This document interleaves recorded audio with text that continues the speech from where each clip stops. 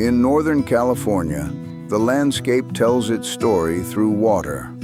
Water held behind walls of concrete. Water carving canyons through ancient mountains.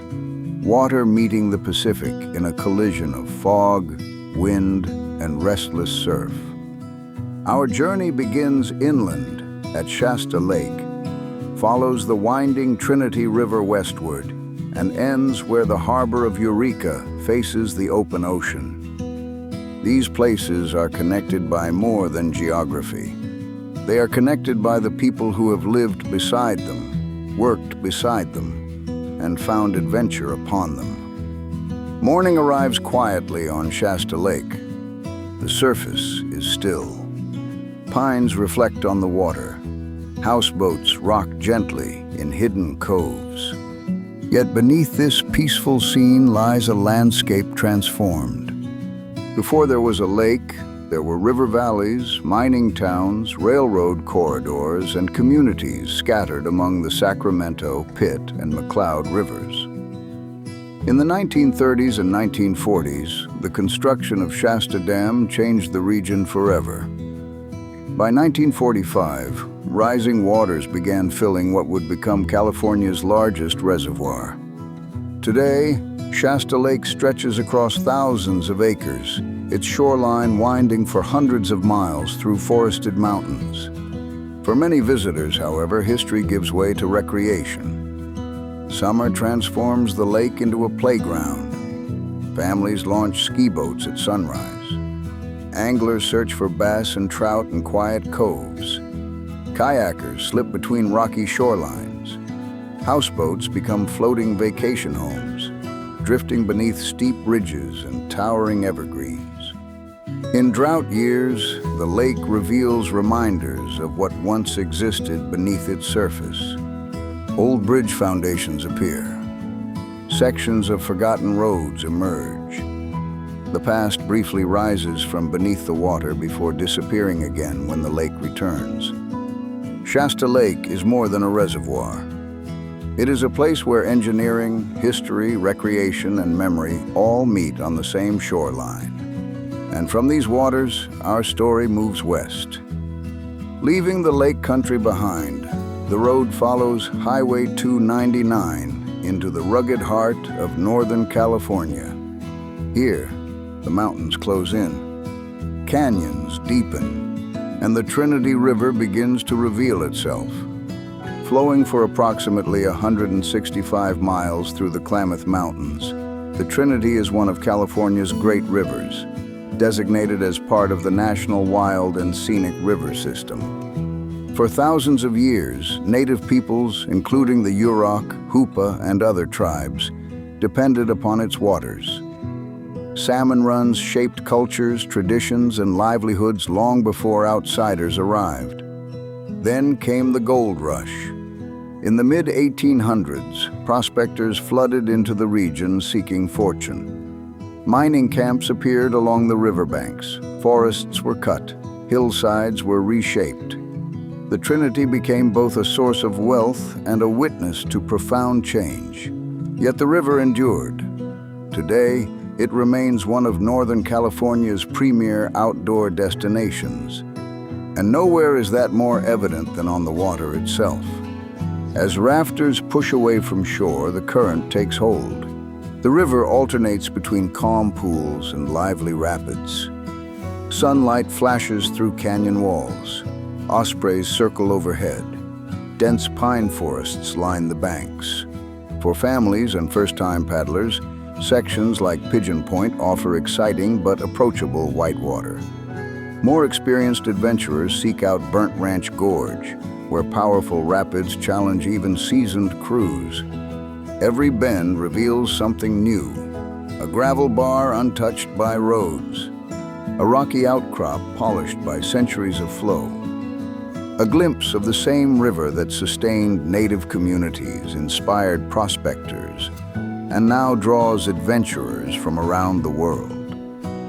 The Trinity is not merely a destination, it is a moving timeline, a river carrying history downstream, and eventually that journey approaches the coast.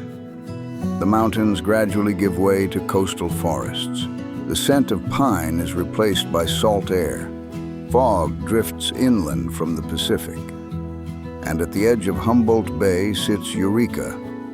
Long before streets, wharves, and ships arrived, this region was home to the Whitewater people, whose lives were deeply connected to the bay's rich waters and tidal wetlands.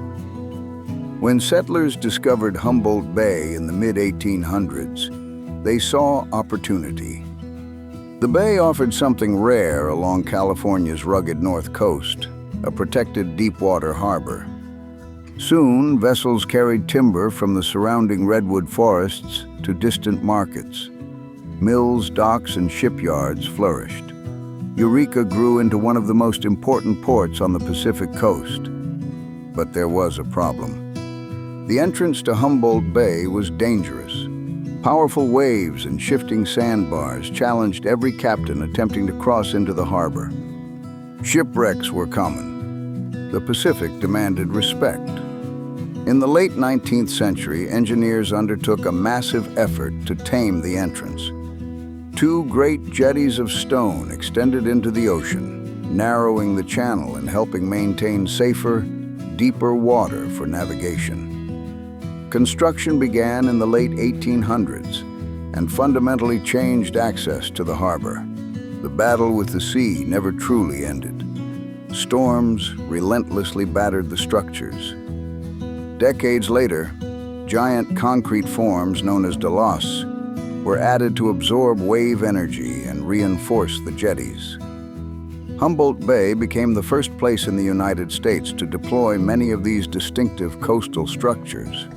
Visitors walk the jetties for very different reasons: to fish, to watch seabirds, to look for whales on the horizon, or simply to stand at the end of the rocks and feel the enormity of the Pacific Ocean. The harbor remains active. Fishing vessels still come and go. The tides still move through the bay, and the fog still arrives, just as it always has. Today, the coastline draws a different kind of traveler.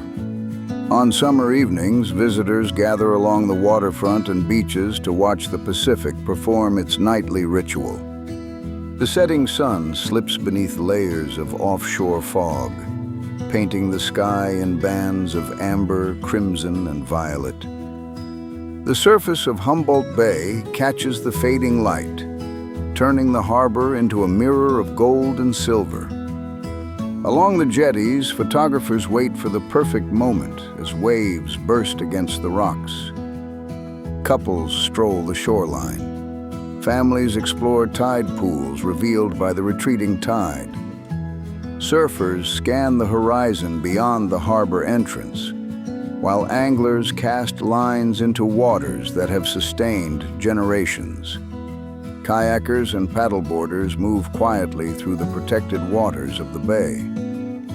Bird watchers arrive with binoculars, drawn by the abundance of shorebirds, pelicans, and migrating waterfowl.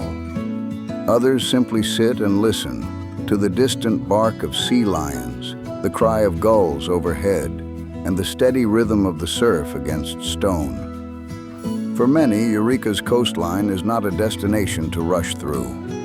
It is a place to slow down, a place where the working harbor, the wild ocean, and the timeless beauty of the North Coast come together beneath some of California's most unforgettable sunsets. Northern California's story is written in water, in the wide blue expanse of Shasta Lake, in the wild current of the Trinity River, and in the harbor where Eureka faces the sea. Each place carries its own history, a history of engineering and exploration, of native cultures and pioneers, of recreation, commerce, and adventure. And together they tell a larger story, a story of a region shaped by rivers, reservoirs, and oceans. A story still unfolding with every passing season, because here, in Northern California, the water never stops moving.